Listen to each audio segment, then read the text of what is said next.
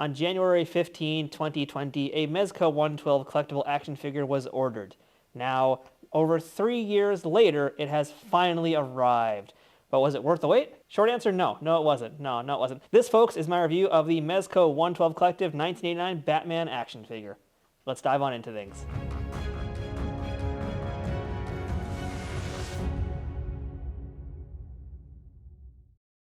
I'm Matthew. Welcome back to Nerd News. Today, on this episode, as you can already see before, so we have a 112 Collective action figure that we're talking about. This one has literally been years in the making. This toy has been before COVID. We got a COVID treatment before this figure actually came out. Super 7 collectors are mocking us because they got all their figures even sooner than this thing came out. This is the 112 Collective Michael Keaton edition 1989 Batman figure. It's been so long, most people thought it was going to get canceled, quite frankly. It's very atypical for Mezco to take this long to put a figure out there. Normally, yeah, there's some waiting time, and 2 years, to be quite honest, is about expected for this and a lot of other figures these days that are in the higher-end sphere of collecting. But 3 years is absolutely insane, and there's probably some reasons why. But yeah, overall, I gotta tell you guys, I'm not super impressed by it, and I don't really think it was worth the wait. So this is going to be a little bit of a weird review here because we're going to just kind of go over some of the pros and some of the cons of it. And to be honest, I think there are, sadly, more cons in this case. So let's start with a few of the good things here. And I am going to skip the packaging just because it's really nothing that exciting here to look at. I mean, for the most part, Mezco's boxes are just like this. They are just thin. Rarely do they have any kind of flap to show the inside. Sometimes in the past they have, but this occasion, no. It's just this. We do have this kind of cool color here, which is similar to like what Kenner did back in the day with the very first lines, or I think Kenner or Toy Biz, whoever did it originally. Same kind of gold scheme that was used back then. So it's a nice kind of thing to harken back to the past. But outside of that, not much to talk about with the packaging. So that's fine because we have a lot to discuss with bats over here. So one of the first things to notice about this figure is the fact that it has a rubberized body. It has one of the new seamless bodies. Mezco has not used this a lot. Other companies like Hot Toys have in fact used it for their own 1989 Batman figure. So it's not necessarily a thing you're going to see that often, and it's kind of a special treat to see it. But with the seamless body come some dangers. And the dangers, oddly enough, come in Mezco's terrible instruction sheet. I'm going to read you guys a few of the things off of this in a moment, but I do just want to point out how this figure looks and how it feels, because it feels so weird. It's so unusual, because it is a muscular body, but it's also puffy and plasticky, and it almost has kind of like a film on it too. So it's definitely weird to touch. It's a very, very unusual tactile sensation. I don't know how I feel about it. And one of the other problems with this type of seamless rubberized body is that the joints are also kind of hidden, which is, it's cool because, again, it is seamless, meaning there are no visible joints. But with that, you do lose a lot of the articulation here. With a suit like the 89 Batman suit, that's actually kind of understandable. It almost makes sense for it. But as a collector, it runs into some issues, and that's where, again, the Mezco terrible instruction sheet starts to attack us here. I'm just going to go Micro Machine Man for you here for a second. In order to avoid damage to the body of the figure, it is recommended that you do not excessively bend any parts of the body. The range of the motion for most parts is between 60 to 90 degrees. Do not place the figure in areas with high temperature and humidity. Do not leave exposed directly to sunlight for extended periods of time. Do not touch the figure with sharp objects. Rub with any kind of solvents or apply direct heat of any kind. Excessive manipulation of figure may cause deterioration finish to be dulled. That's a lot of stuff for an action figure. That's a lot of warnings for an action figure, and that's the only kind of warning you're going to get with a seamless body. The seamless bodies are seamless, that's cool, but yeah, if you are a collector and you're having him on display loose, he needs to be behind glass, in a place with controlled humidity, in a place with very little sunlight, in a place where no one's going to touch it. Because to be quite honest, even the oils of your finger over time will cause deterioration on this type of body. So you can't have him near a window, you can't have him out in the open, because if he collects dust, you're not getting that dust off. And this type of body right here, this type of material, it is a dust magnet. So you have to have this figure in such a specific place away from every manner of the environment, or else it will be destroyed. And even moving it around will ultimately over time cause it to be destroyed. Even the most minute movements will still cause rips and tears. I can tell you, in fact, for the brief time I've had this figure already, and just posing him with his arms like this, I can already see a little bit of tearing underneath the armpits. It's very small now, but it won't take long for that to get worse and worse until it finally just breaks apart. And another downside, by the way, of these seamless bodies that they don't tell you is, yes, in 10 years from now, this thing's going to be crusty. So, yikes. User beware, basically, is the best I can say. If you have this figure and you want to have it displayed, seriously, get it into a Detolf case right away and never let anybody touch it, period. And likewise, posability is going to be a lot more difficult because of this type of body. And yeah, his range of motion is extremely limited. His elbows can move, his legs can move, but it's not a lot. I mean, the head doesn't move at all. We'll get back to that later on. But yeah, the legs can move a little bit, but it's so stiff. And you can't really take a blow dryer to this one, you guys. The knees do move, and I'll tell you the elbows can move a little bit as well. And the wrists and the feet move because those are independent of the body. But the body itself, it is so tough to maneuver and manipulate. And likewise, too, with the chest, it does move, but it's so stiff, and I don't want to risk it because if it snaps, there's no fixing it. Once it's gone, it's gone. So I think the body was really the biggest thing I wanted to talk about here, and that's kind of one of the cons. Now, one of the pros, I would say, are the heads and the likenesses. And this is the Michael Keaton style Batman, and there's not one, not two, not five, but 4 heads of Michael Keaton here. And they're quite nice, but I will say as far as likeness goes, there's not much to work with because it's only his mouth. And that is because it is in the Batman cowl after all, so therefore you're not going to see his actual face. And I think in the first film, you didn't really see him walking around without it on. Anyway, it was basically just one big thing, because that's how it was designed.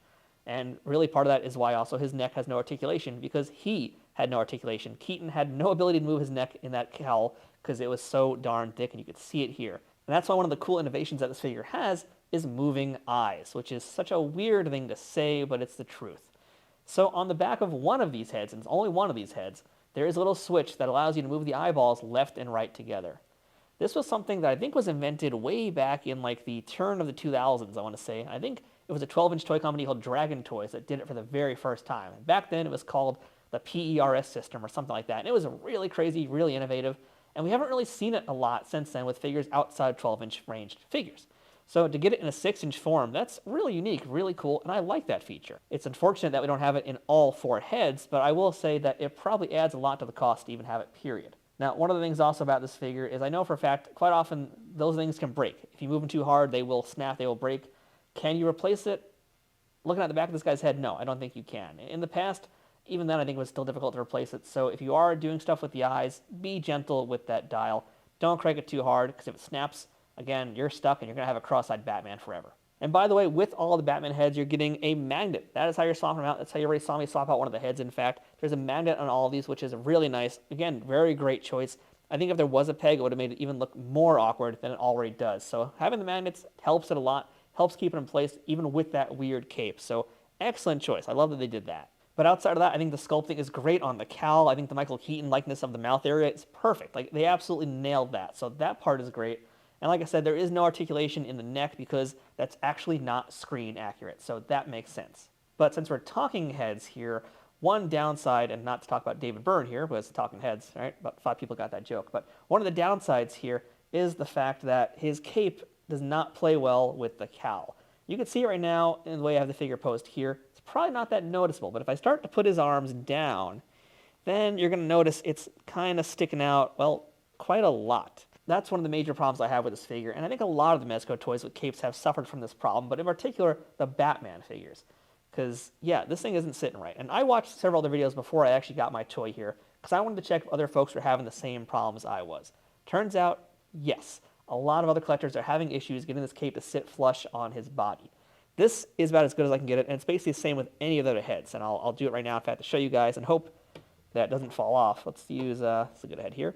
So some heads do look better than others, but for the most part, it's not quite flush, and it looks really kind of awkward. And there's nothing you can really do about it. There is like a little tab space in the back of his neck that I thought would be like a place to snap the cape into, but it doesn't really snap. So it's just kind of always be a little bit awkward looking like this. And if you pose it in a certain way, it's a lot less noticeable. But if you just want to have your Batman standing out and hanging out, it's going to look kind of funny. Speaking of capes, there actually are 2 capes. I didn't realize there were 2 capes when I ordered this, but there actually are 2 capes here. The cape I have on him right now has a wire, and the second cape does not, no wire. So meaning this is just him with just, bare basic cape.